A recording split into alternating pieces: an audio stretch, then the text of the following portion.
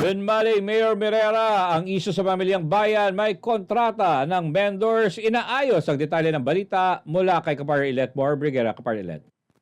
Isa sa mga problemang nakita ni Binmaling Mayor Pedro Pet Barrera III sa kanilang pamilihang bayan ay ang hindi tamang pagpapaupa ng mga stalls ayon sa alkalde. May ilang market vendors na inuupahan lamang ang pwesto mula sa LGU, ngunit pinauupa rin ito sa iba, isang gawain na labag sa patakaran. Bilang tugon, ipinapaayos ngayon ng lokal na pamahalaan ang mga kontrata ng mga vendor.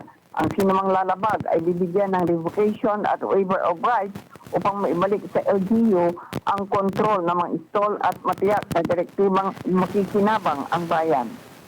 Sunshine News Blast. So ngayon, lahat ng nating mga nangungupahan dyan, siyempre, tinitignan ko ang kanilang mga contract obligation agreement. Kasi napupuna ko maraming bagay dyan na nakikita ko na bakit ang mismong contract obligation agreement, ibang tao ang kakontrata namin. Samantalang the original ay ito yung tao na yan. So meaning, yung dati na nag-list dyan, pinasa-sublease. Kaya sabi ko, kung ganito palang sistema for how many years, then kailangan nilang i-revoke ang kanilang mga yung mga pag-release nila, mga contract lease agreement. And binigyan natin sila ng revocation and waiver rights para sila hindi na mag-gamit. Kasi pinaupahan din nila eh. So ibig sabihin yan, napakahirap naman nun. Silang kumikita, hindi kumikita ang bayan. Dagdag pa ni Mayor Pet Barrera, dumarami na rin ang nagpaparehistro ng kanilang business unit. Isang positibong sinyales sa pagsunod sa mga regulasyon at lumalagong koleksyon ng pondo ng bayan. Samantala, isa pa sa mga programa ng alkalde ay ang pagbibigay ng incentive sa mga mamimili sa pamilihang bayan at ito ay tugon sa mababang bilang ng namimili at sa 21% lamang sa kabuuan ang inaasahan bilang ng mga mamimili ang aktibong pumupunta sa palengke.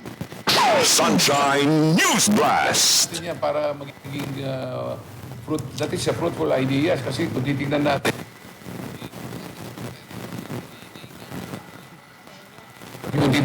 we have only 21% out of the 100% ang namamalengke rito. Bakit kanyo? Kasi kung titignan nyo, nandyan yung Lingayen, nandyan yung San Carlos, nandyan yung Dagupan. So, ibig sabihin, yung mga malalapit din sa bayan na yan, malalapit sa syudad na yan, doon na sila namamalengke. Why not give an incentives? Why not give kumbaga, para bang ano sa kanila, para at least magiging masaya man sila. Bukod pa doon sa may matatanggap pa siya yung mga prices, no?